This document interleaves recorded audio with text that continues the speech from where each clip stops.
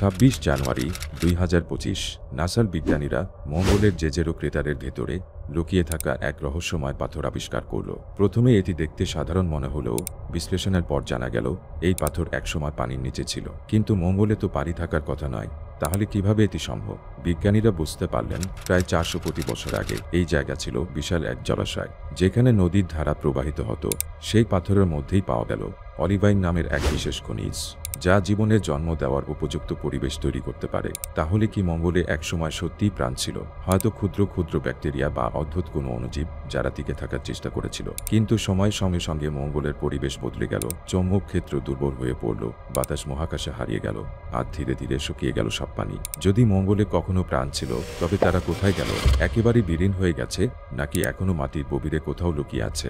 নাসার perseverance rover যখন এর উত্তর খুঁজতে ব্যস্ত, তখন মানুষও অপেক্ষা করছে এক যুগান্তকারী আবিষ্কারের জন্য।